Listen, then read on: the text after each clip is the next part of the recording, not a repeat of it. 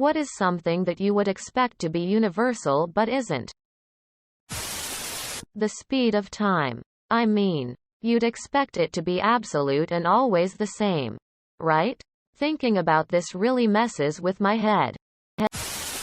Leaving people alone and not murdering or beating them because they're different in any way. Leave people alone and live your own life so they can also. Well, live. Serial bus cables. Also, as of this comment, there are the same number of upvotes and comments.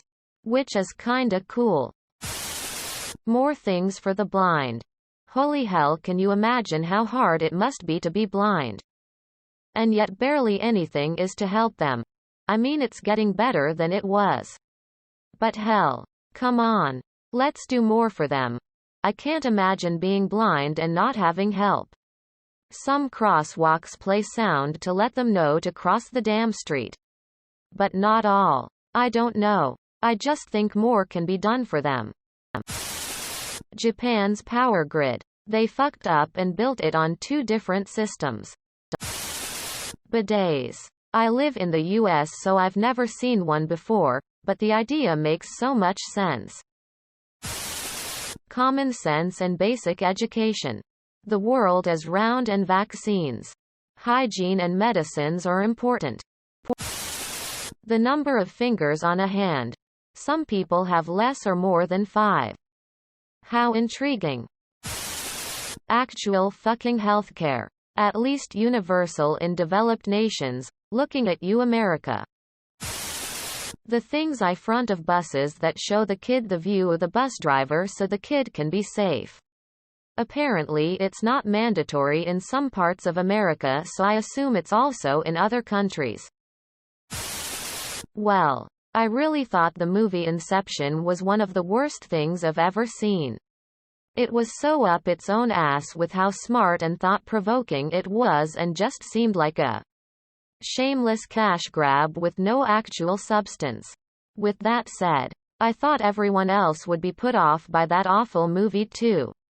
No. My feelings for this film were not universal. I was gonna make a Universal Studios joke, but I took a shit and forgot what it was, so let's go with electrical outlets, because why not?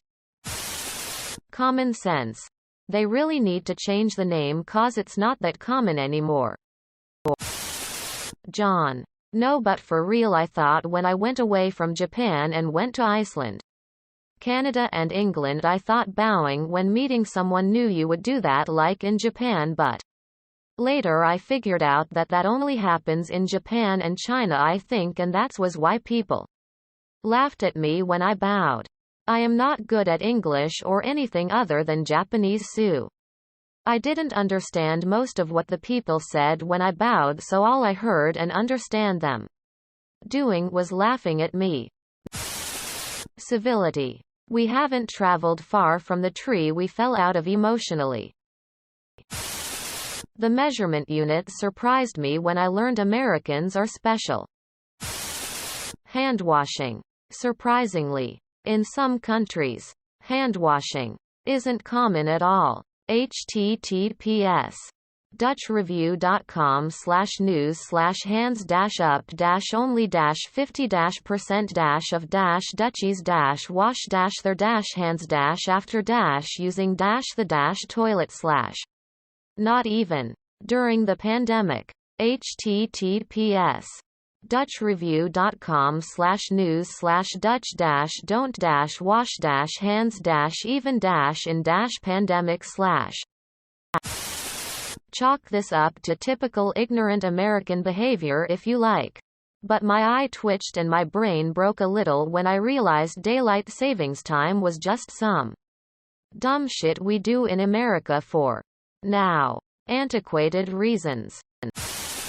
I understand the theory behind this, but I can't wrap my head around the implications or logistics, no matter how hard I try.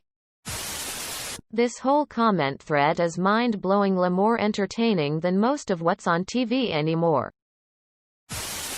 Oh man, that scene from Interstellar really drives the point home well. And As you get faster, time slows down. It's not really that noticeable under normal circumstances. But if you're going 25% the speed of light, time is noticeably slower for you than it would be for someone standing still.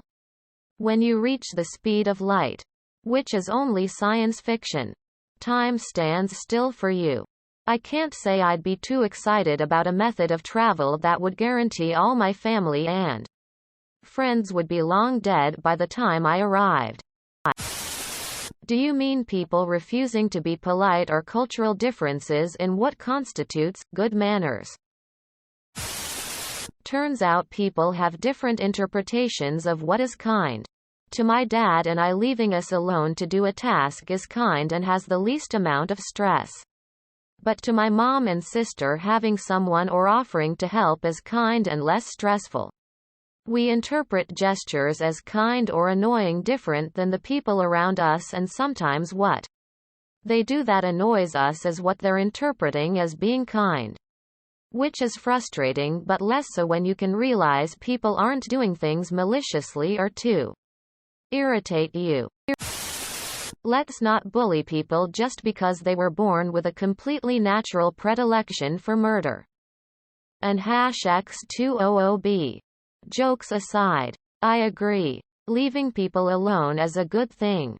Except for now, when I am invading your space with my praise. When we look at history in general, human rights is a fairly new thing, which is horrifying. My girlfriend accused me of having zero empathy. I have no idea how she can feel that way. A small percentage of the population is born without any ability to experience empathy. So unfortunately, this will never be universal. I think part of the problem here is a lot of different people have different ideas about what a better place means.